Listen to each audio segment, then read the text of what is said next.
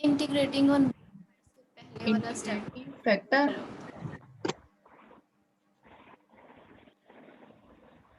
Miss नीचे integrating on both side, integrating ऊपर on वाला बोथ स्टेप। साइड हमारे पास e पावर -5x y आ जाएगा। डेरिवेटिव इंटीग्रल एक दूसरे का रिवर्स प्रोसेस है। यहाँ पर भी हमने इंटीग्रल लिया, ठीक है, बोथ साइड इंटीग्रल लिया। यहाँ पर भी इंटीग्रल है, ये dx के साथ है, ठीक है, और साथ में यहाँ पर भी इंटीग्रल है, वो भी dx के साथ है।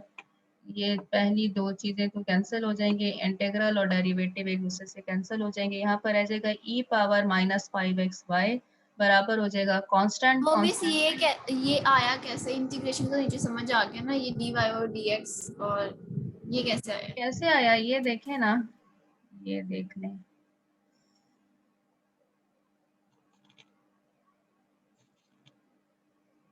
ये देखिए हमारे पास integrating factor e power -5x है, तो हमने क्या करना है, e पावर -5x को गिवन इक्वेशन के साथ मल्टीप्लाई कर देना है, ठीक है, इस पूरी इक्वेशन के साथ मल्टीप्लाई करेंगे। हमने मल्टीप्लाई कर दिया, e power -5x dy by d x -5 e power -5x, यहाँ से 0 आ जाएगा।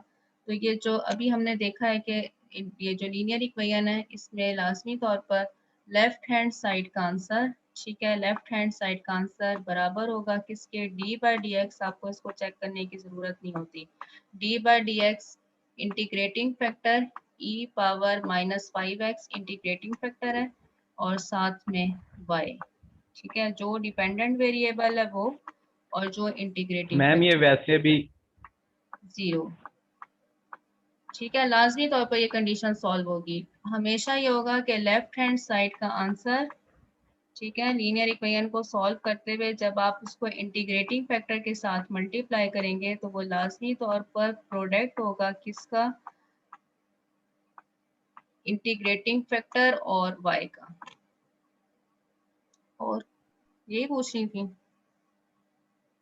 जी मैं से कुछ ये, जैसे आप समझेंगे ये हमने प्रोडक्ट रूल अभी डेरिवेटिव का फाइंड करना है, तो इसको जब आप ओपन करेंगे तो ये इसका आंसर आ रहा होगा। डेरिवेटिव ओपन हुआ हुआ है, हमने इसको क्लोज कर देना है। तो क्लोज कैसे करेंगे, हमेशा इंटीग्रेटिंग फैक्टर और y आएगा, ठीक है, इन दोनों की प्रोडक्ट और उसका डेरिवेटिव, ठीक है।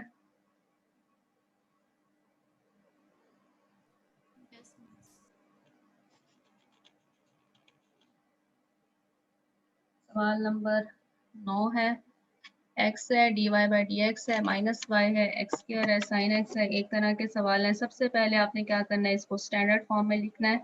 स्टैंडर्ड फॉर्म में लिखने का क्या मतलब है कि आपका ये जो dy बाई डी एक्स के साथ कोफिशिएंट है वो 1 होना चाहिए। तो अगर 1 नहीं है तो आप उसको जो भी कोफिशिएंट है उसके साथ डिवाइड कर दें, ठीक है। डिवाइडिंग बाय x, हमने x के साथ डिवाइड किया, dy by d x -1 over x y, यहाँ से आ जाएगा x sin x, x के साथ डिवाइड कर दिया। इसको कंपेयर करेंगे, it is a linear equation in variable y, ठीक है, डिपेंडेंट वेरिएबल में ये एक लीनियर इक्वेशन है। देयरफॉर y के साथ जो टर्म है वो किसके बराबर है, वो px के बराबर है, ठीक है। इसे आप कंपेयर कर सकते हैं with the standard form of linear equation dy by d x plus pxy equals to f of x। We have px equals to -1 over x। Integrating factor आप कैसे फाइंड करेंगे, इंटीग्रेटिंग फैक्टर इस तरह से find किया जाएगा कि आप ई की पावर में, ई की पावर में क्या लिख देंगे, px dx उसका integral -1 over x dx minus log x, minus को आप x की पावर में लेकर आ सकते हैं, लॉग की प्रॉपर्टी लगा देंगे कि लॉग के साथ पहले, अगर लॉग के से पहले अगर कोई कांस्टेंट है तो आप उसको x की पावर में लेकर आ सकते हैं, x पावर -1 हो जाएगा। लॉग और एंटी लॉग आपस में कैंसिल हो जाएंगे, ठीक है, e is the anti log, यहाँ से आ जाएगा x पावर -1, या आप इसको 1 ओवर x लिख सकते हैं।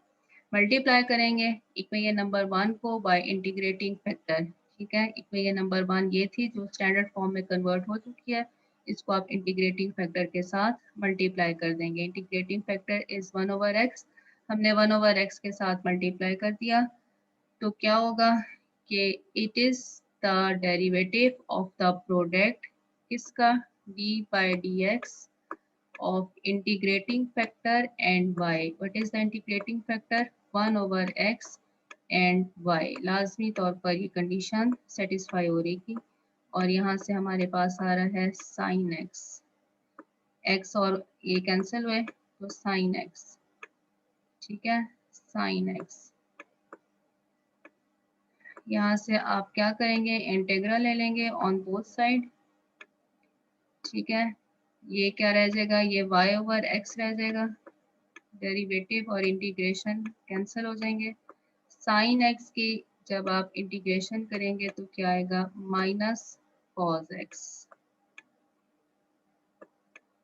और साथ में integration coefficient c। What is y? y is minus x cos x, ठीक है, प्लस सी एक्स। एक्स को हमने दूसरी तरफ शिफ्ट कर दिया।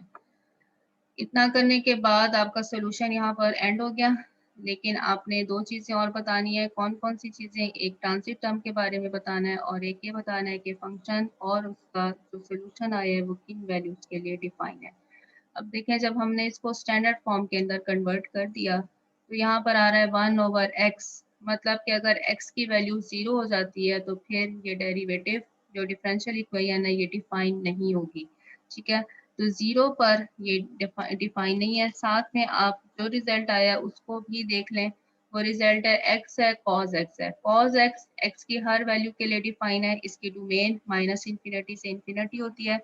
x हर वैल्यू के लिए डिफाइन हो जाएगा, यहाँ पर भी x है, हर वैल्यू के लिए डिफाइन हो जाएगा। लेकिन 0 is the point of singularity, 0 x is equal to 0 is a singular point. तो हम अपने इंटरवल को शुरू कर लेंगे 0 से लेकर इन्फिनिटी तक, ठीक है। 0 से स्टार्ट करेंगे और इन्फिनिटी तक जाएंगे। यहाँ पर कल भी मैंने आपको ये बताया था कि आप इसको सारी रियल नंबर्स लिख सकते हैं, सारी रियल लाइन लिख सकते हैं, लेकिन क्या नहीं लिख सकते, x 0 के बराबर नहीं लिख सकते। लेकिन ये बुक फॉलो करिए, किस चीज़ को आप मुख्तलिफ इंटरवल डिफाइन कर सकते हैं, ठीक है। इंटरवल हमारे पास इस तरह से आ रहे हैं। एक इंटरवल आ रहा है कि सारी रियल लाइन आ रही है, x जो है वो बिलोंग कर सकता है कहाँ से कहाँ तक, माइनस इन्फिनिटी से लेकर प्लस इन्फिनिटी तक, ठीक है, माइनस इन्फिनिटी से प्लस इन्फिनिटी। लेकिन x 0 के बराबर नहीं है, यही एक कंडीशन है, ठीक है। x 0 के बराबर नहीं है। इधर से दो इंटरवल हमारे पास बन जाते हैं, एक बन जाता है माइनस इन्फिनिटी से लेकर 0 और दूसरा इंटरवल बन जाता है 0 से लेकर इन्फिनिटी तक, ठीक है। 0 को बस शामिल नहीं करना। लेकिन ये बुक फॉलो करिए कि अगर ऐसा है कि x 0 पर डिफाइन नहीं है तो आप जस्ट एक इंटरवल लिख लें 0 से इन्फिनिटी। हम पहले देख चुके हैं कि हम एक इंटरवल भी लिखते हैं तो वो इंटरवल काफ़ी रहता है, ठीक है। Function is defined on the interval 0 to infinity, x equals to 0 is the singular point। कोई भी आपके पास सोल्यूशन में ऐसी टर्म नहीं है जो ट्रांजिट टर्म हो। ट्रांजिट टर्म का क्या मतलब है कि अगर x अप्रोच करे इन्फिनिटी को तो y अप्रोच कर रहा हो 0 को। x को इन्फिनिटी अप्रोच कराने से इस वक्त y भी इन्फिनिटी को ही अप्रोच कर रहा है, ठीक है जी।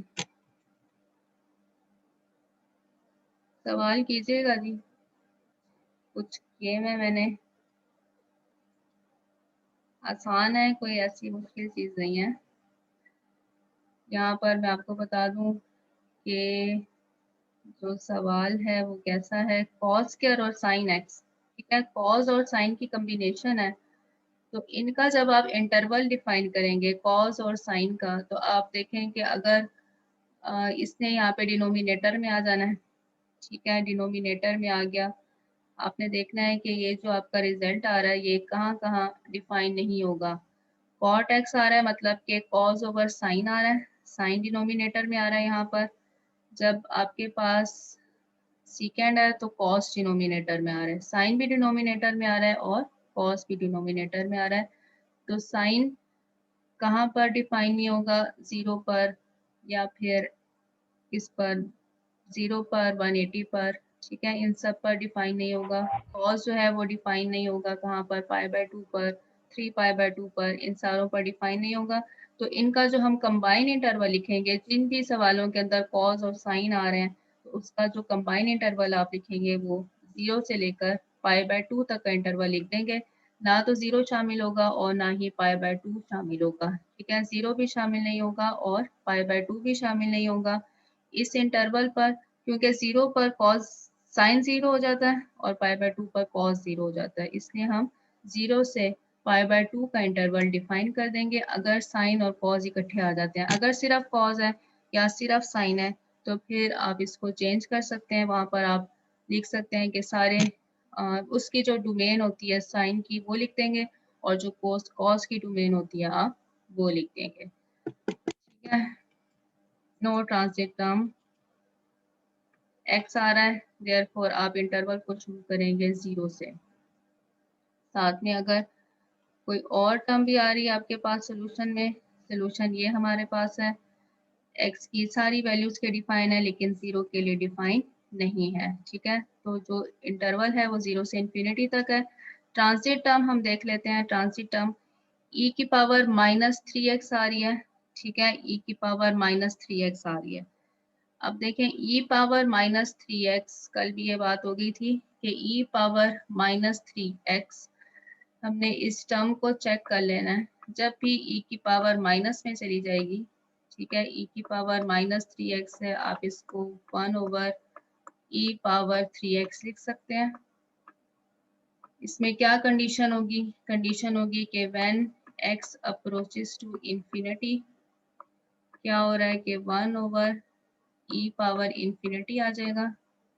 e पावर इंफिनिटी क्या होती है? 1/इंफिनिटी, की पावर इंफिनिटी इंफिनिटी होगी, ये 0 हो जाएगा, ठीक है।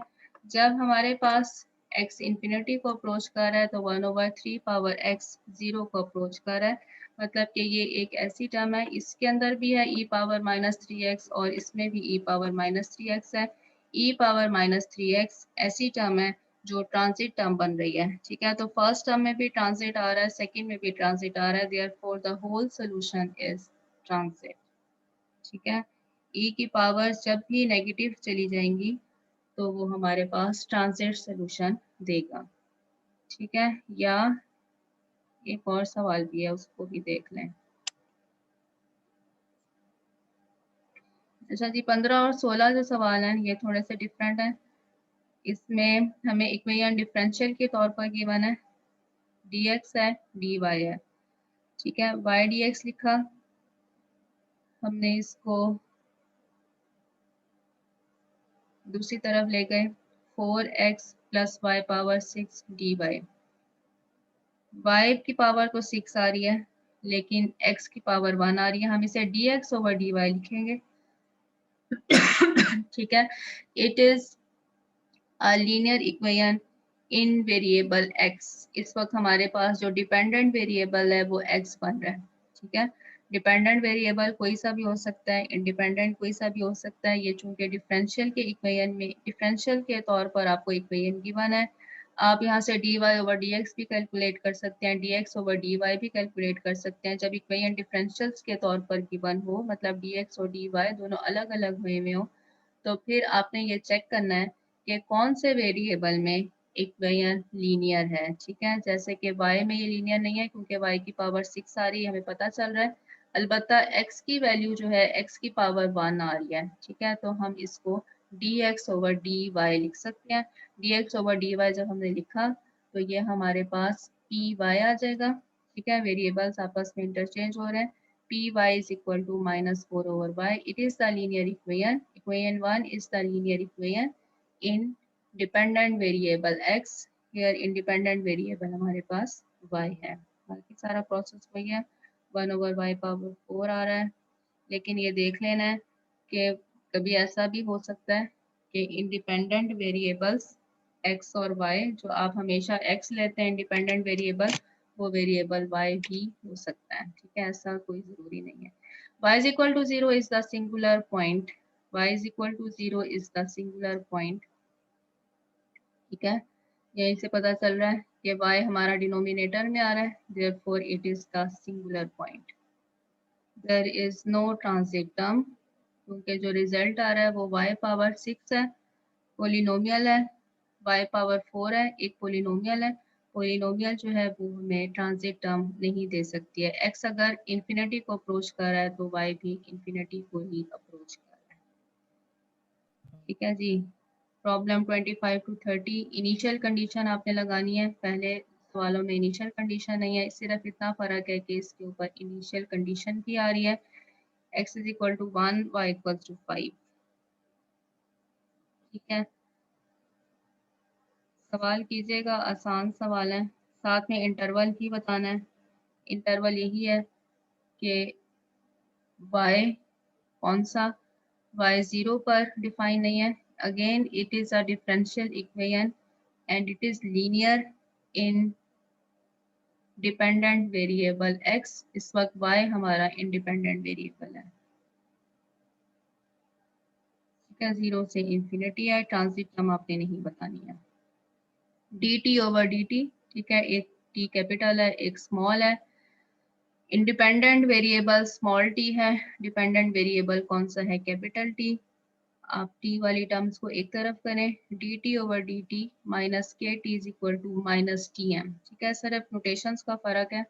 माइनस टी एम जो है वो कांस्टेंट है, ये सवाल में उसने दिया हुआ है कि टी एम कांस्टेंट टर्म है। It is linear in T. ठीक है, dependent variable T, capital T में ये लीनियर है। पी ऑफ टी किसके बराबर है, माइनस के बराबर है। ठीक है, तो आप इंटीग्रेटिंग फैक्टर फाइंड करेंगे, E integral of P T D T minus K. ठीक है, ई पावर माइनस के टी। हम इसको मल्टीप्लाई कर देंगे ऑन बोथ साइड, तो लेफ्ट हैंड साइड इस लास्ट के तो दोनों से मल्टीप्लाई हो रहा था। के दोनों से मल्टीप्लाई हो रहा है। हाँ हो रहा है, एक के मैं खा गई हूँ। ठीक है, यहाँ के लिख लेते हैं, इधर भी के आ रहा है और सारी यहाँ पर के आता जाएगा। ठीक है, जहाँ जहाँ के नहीं है एक के का इजाफा हो रहा है। अच्छा जी,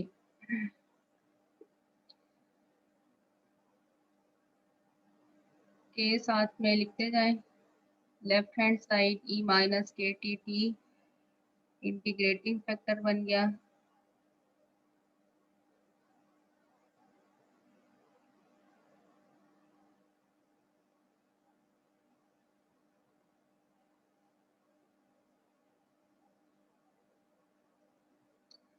इसकी इंटीग्रेशन की,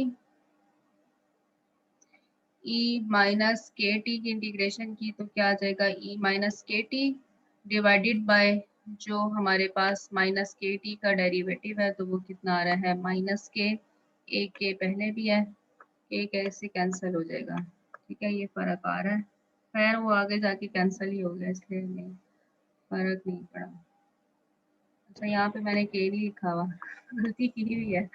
ये के से कैंसिल हो गया है, प्लस कांस्टेंट। आपने इनिशियल वैल्यू को, रिजल्ट हमारे पास बाहर यही आ रहा है, T is equal to T m plus C e power k T.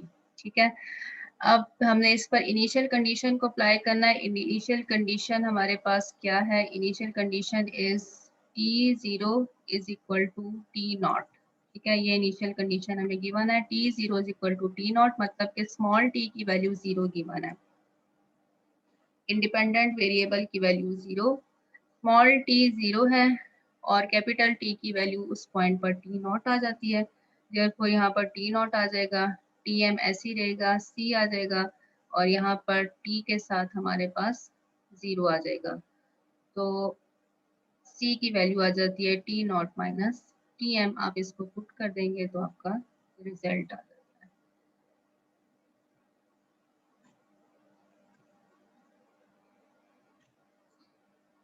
X plus one जी यहाँ मैम, पर, ये तो इजी थे।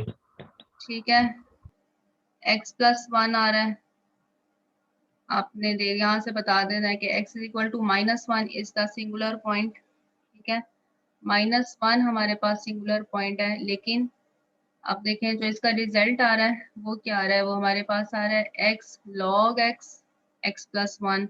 एक log x भी इसके अंदर इंट्रोड्यूस हो रहा है।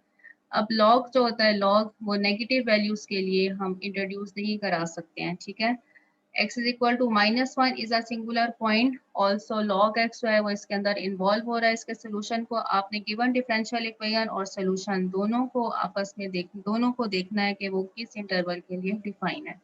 ठीक है, तो log जो होता है वो नेगेटिव वैल्यूज के लिए डिफाइन नहीं होता। इवन log हम 0 के ऊपर भी डिफाइन नहीं कर सकते। log को डिफाइन होना चाहिए ऑन द पॉजिटिव वैल्यूज। ठीक है, तो इसलिए जो इनकी कंबाइन इन दोनों का जो कंबाइन इंटरवल बनेगा वो 0 से बड़ा और इन्फिनिटी से लेस होना चाहिए। ठीक है, 0 टू इन्फिनिटी। ये वही आ गया जो हमने एग्जांपल की थी अभी, पीस वाइज डिफाइंड फंक्शन। आपने अलग अलग पीसेस पर इनको डिफाइन करना है, अलग अलग सोल्यूशन फाइंड करना है। जब हमारा पहला इंटरवल है तो एफ ऑफ एक्स की वैल्यू 1 है, जब सेकंड इंटरवल है तो एफ ऑफ एक्स की वैल्यू -1 है। दोनों के लिए आपने अलग अलग फाइंड किया। जो इनिशियल कंडीशन है वो 0 के ऊपर है, वो पहले इंटरवल में लाई करता है। दूसरे के ऊपर आप इस इनिशियल कंडीशन को अप्लाई नहीं कर सकते हैं।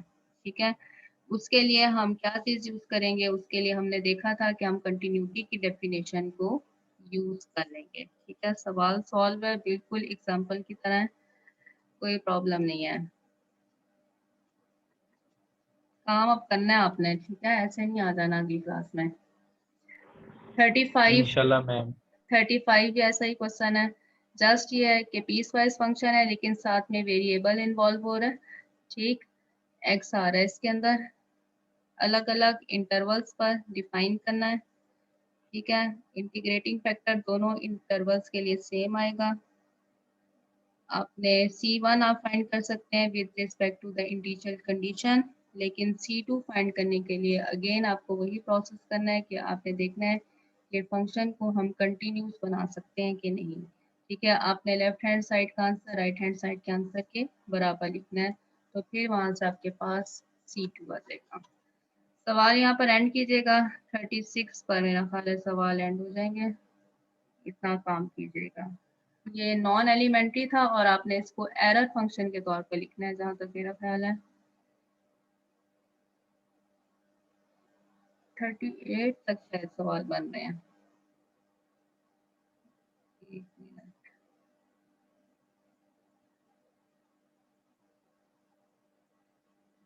37 38 तक जो जहां से डिस्कस प्रॉब्लम आते हैं ना, पहले पहले आपने सवाल करने हैं।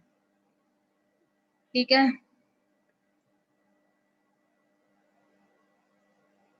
हाँ जी 2.4 अब हमने करनी है।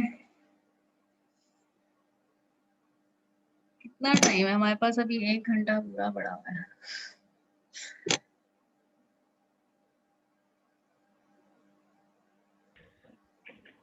नहीं मैम, 55 मिनट पड़े हुए हैं अभी।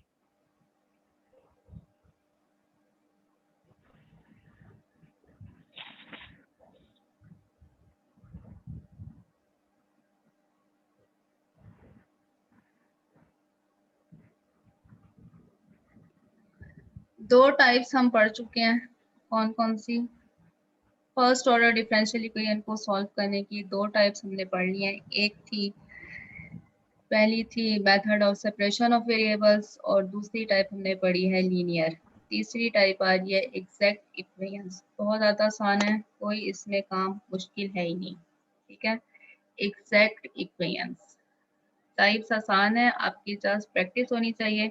एक चीज़ आपने ये देखनी है कि आपने सबसे पहले इक्वेशन को आइडेंटिफाई करना है। आइडेंटिफाई करने का मतलब है कि आपने देखना है कि क्या ये फर्स्ट ऑर्डर डिफरेंशियल इक्वेशन है। ठीक है, फर्स्ट ऑर्डर डिफरेंशियल इक्वेशन हम चैप्टर नंबर 2 के साथ करें, आगे हमारे पास हायर ऑर्डर चली जानी है। सबसे पहले आपने सवाल को आइडेंटिफाई करना है। आपको कहीं पर ये लिखा हुआ नजर नहीं आएगा कि इसको इस मेथड के साथ सॉल्व करें।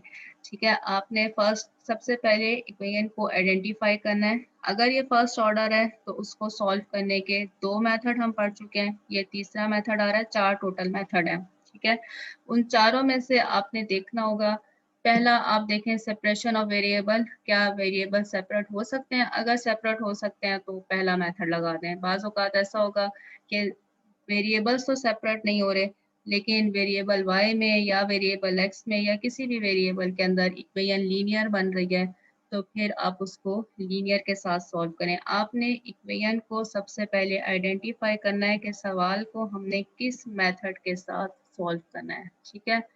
अब जो ये हम कुछ क्वेश्चन ऐसे होते हैं जो हर मेथड के साथ सॉल्व हो जाते हैं, लेकिन बहुत सारे क्वेश्चन ऐसे आपको नजर आएंगे जो एक ही मेथड हम उसके ऊपर अप्लाई कर सकेंगे, ठीक है। तो अब जो हम टाइप करें वो कौन सी है, एग्जैक्ट इक्वेशन।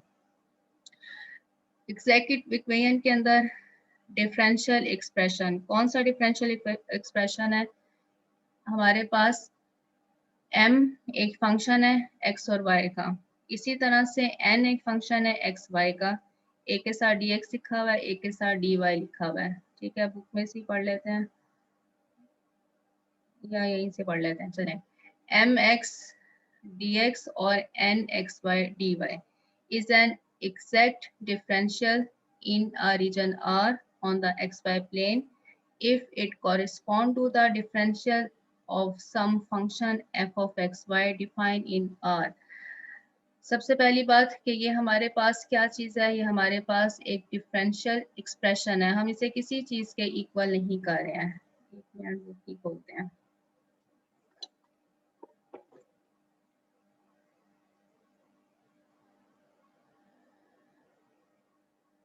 एक हमारे पास डिफरेंशियल एक्सप्रेशन है, इस वक्त हमारे पास एक डिफरेंशियल इक्वेशन है y dx plus x dy equals to 0।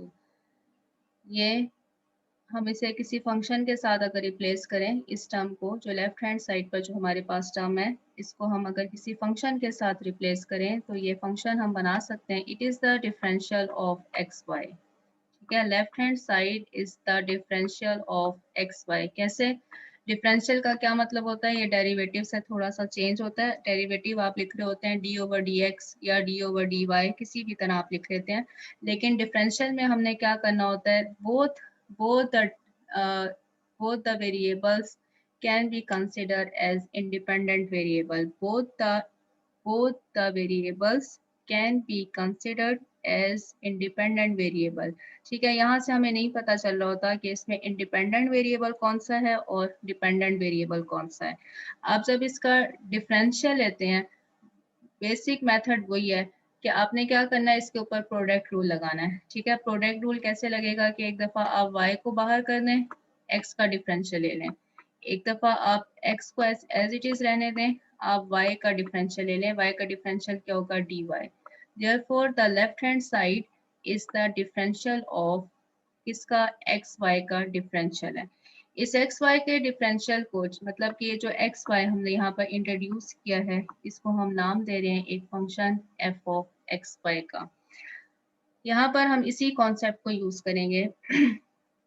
जो हमारे पास dx के साथ टर्म है, ठीक है, dx के साथ जो टर्म है इसको हम रिप्लेस कर रहे हैं किसके साथ, एक फंक्शन m के साथ जो एक्स वाई है, और जो y के साथ हमारे पास टर्म है उसको हम रिप्लेस करें एक ऐसे फंक्शन के साथ जो n एक्स वाई है, ठीक है। By applying the simple m test m and n, we can say that the function is an exact or not, ठीक है। एग्जैक्ट की कंडीशन है अब हमारे पास, उसके लिए एक खास क्राइटेरिया है जो आपने चेक करना है। क्राइटेरिया हमारे पास क्या है, क्राइटेरिया ये है कि किसी भी डिफरेंशियल इक्वेशन, कोई भी डिफरेंशियल इक्वेशन किस फॉर्म में हो, अगर m x dx, ठीक है, m हमारे पास एक फंक्शन है m dx plus n dy equals to 0। अगर डिफरेंशियल इक्वेशन इस फॉर्म के अंदर है, ठीक है, तो ये डिफरेंशियल इक्वेशन एक एग्जैक्ट डिफरेंशियल इक्वेशन होगी अगर ये एक्सप्रेशन जो ऊपर हमें गिवन है ये एक एग्जैक्ट एक्सप्रेशन हो। And what is the criteria to check the exact equation, criteria ये है हमारे पास कि हमने यहाँ पर पार्शियल डेरिवेटिव लेना है। पार्शियल डेरिवेटिव का क्या मतलब है कि एक दफ़ा आप x को एज अ कांस्टेंट डील करेंगे और एक दफ़ा आप y को एज अ कांस्टेंट डील करेंगे, ठीक है। पार्शियल डेरिवेटिव कभी लिए हैं पहले? यस मैम, कितनी दफा ले चुके हैं, बहुत दफा ले चुके हैं, पूरे ठीक। 2 चैप्टर किए हैं मैम इसके। कहाँ पे किए हैं? मैम कैलकुलस में।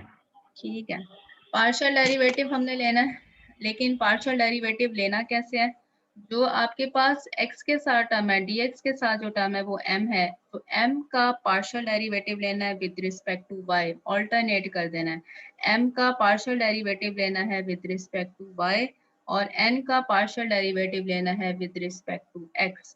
अगर ये दोनों आपस में बराबर आ जाएं तो फिर ऐसी इक्वेशन हमारे पास क्या कहलाएगी, एग्जैक्ट इक्वेशन। ठीक है, अगर m का पार्शियल डेरिवेटिव y के बराबर हो, m कौन सी टर्म है, m हमारे पास वो टर्म है जो हम dx के साथ लिखते हैं, तो आपने ऑल्टरनेट चेक करना है। m का पार्शियल डेरिवेटिव y के साथ अगर बराबर हो किसके, n के partial derivative with respect to x के साथ, अगर ये दोनों इक्वल आ जाते हैं तो ऐसी इक्वेशन हमारे पास एग्जैक्ट इक्वेशन आती है।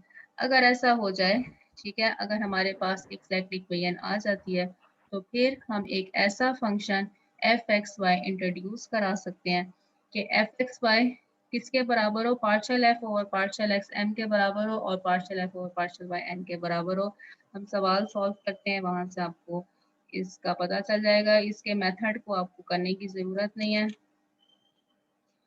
ठीक है, मेथड आप बेशक छोड़िएगा, मेथड किस तरह से आप ये सारी चीज़ें आई हैं इनको हमने नहीं देखना, देखना हुआ तो कभी क्लास में देख लेंगे अगर कभी हम कॉलेज आए तो। ठीक है, यहाँ पर सबसे पहली चीज़ जो dx के साथ टर्म है वो हमने बराबर ले ली m। ठीक है, m इज 2xy। जो dy के साथ टर्म है वो हमने बराबर ले ली n के। ठीक है, n is equal to x square minus y. सबसे आपने ये भी देखना है कि क्या इक्वेशन एक ही तरफ है, ऐसा तो नहीं है कि एक टर्म एक तरफ और इक्वल का साइन लगा हुआ है और दूसरी टर्म आ जाए, ऐसा नहीं होना चाहिए। आपके पास पूरी टर्म एक ही तरफ होनी चाहिए। ठीक है, इक्वल्स टू 0 या इक्वल्स टू कोई और फंक्शन आ जाता है। हमने m का डेरिवेटिव पार्शियल डेरिवेटिव लेना है विद रिस्पेक्ट टू y। ठीक है, ऑल्टरनेट है इधर, इस चीज को ध्यान में रखें। Partial m over partial y, partial m over partial y किसके बराबर आ रहा है, 2x के बराबर आ रहा है। x is consider to be constant here. और नेक्स्ट हमारे पास क्या है कि n का पार्शियल डेरिवेटिव लेना है with respect to x। x square आ रहा है तो इसका डेरिवेटिव कितना आ जाएगा, 2x। ये दोनों बराबर हो गए, therefore this is an exact equation। जब ये exact equation है तो फिर हम क्या कर सकते हैं, there is exist a function f of x y। जब भी equation exact आ जाए तो हम एक फंक्शन इंट्रोड्यूस कराएंगे f of x y such that क्या कंडीशन होगी, कंडीशन ये होगी कि पार्शियल f, ठीक है, partial f over partial x ये बराबर होगा m के। ठीक है, और partial f over partial y, partial f over partial y ये बराबर होगा किसके, n के। ठीक है, partial f over partial x m के बराबर है, partial f over partial y n के बराबर है। ठीक है, हमने क्या करना है, हमने इधर से m की वैल्यू पुट की, n की वैल्यू पुट की, दो इक्वेशंस हमारे पास आ जाएंगी। ठीक है, m की वैल्यू पुट की तो हमारे पास 2xy एक इक्वेशन आई। जब हमने n की वैल्यू पुट की तो हमारे पास x स्क्वायर माइनस 1 एक इक्वेशन आई। आप इन दोनों में से किसी एक इक्वेशन को लेकर चलेंगे। ठीक है, जिसको सॉल्व करना आपको आसान नजर आए उसको आप ले लें, किसी भी एक इक्वेशन को आप ले सकते हैं। कोई आपके पास ये रूल नहीं है कि आपने इनमें से एक को सिलेक्ट करना है, आप दोनों को यहाँ पर सिलेक्ट कर सकते हैं। ठीक है, कोई सी भी एक इक्वेशन ले लें। इन्होंने पहली ले ली। ठीक है, पहली इक्वेशन क्या है कि partial f over partial x। ठीक, ये किसके बराबर है, ये बराबर है 2xy के। अगर हम यहाँ से f फाइंड करना चाहें, ठीक है, तो हमें क्या करना होगा, हमें यहाँ पर इंटीग्रल लेना होगा। डेरिवेटिव आपको गिवन है, आप फंक्शन फाइंड करना चाहते हैं, f फाइंड करना चाहते हैं तो इंटीग्रल लेंगे। इंटीग्रल किसके रिस्पेक्ट से लेंगे, वेरिएबल x के रिस्पेक्ट से। जो आपके पास इस वक्त वेरिएबल इन्वॉल्व हो रहा है फंक्शन के अंदर उसी के साथ हम इंटीग्रल लेंगे। ठीक है, तो यहाँ पर तो जब हमने इंटीग्रल लिया विद रिस्पेक्ट टू x तो ये तो हमारे पास सिर्फ रह गया फंक्शन f। ठीक है, इंटीग्रल या on both side with respect to x, जिस वेरिएबल के साथ आप ले रहे हैं, partial f over partial x ले रहे हैं तो इंटीग्रल आप एक्स के साथ लेंगे, अगर आप यहाँ पर y के साथ ले रहे हैं तो इंटीग्रल भी y के साथ लेंगे, दूसरी टर्म अगर यूज करेंगे तो इंटीग्रल y के साथ लेंगे। इंटीग्रल हमने लेना है with respect to x, 2xy dx, ठीक है। लेफ्ट साइड पर हमारे पास फंक्शन आ गया। अब x के साथ लिया तो 2y कांस्टेंट है, ठीक, यहाँ पर सिर्फ x आ गया और dx आ गया,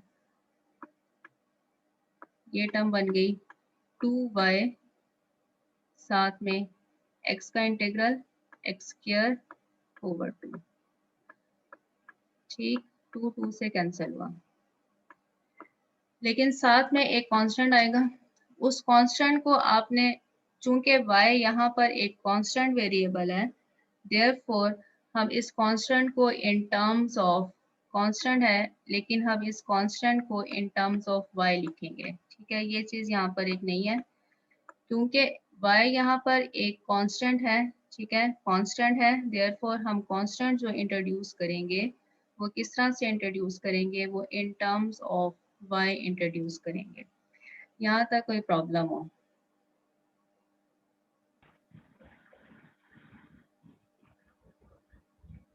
नो मैम। नो।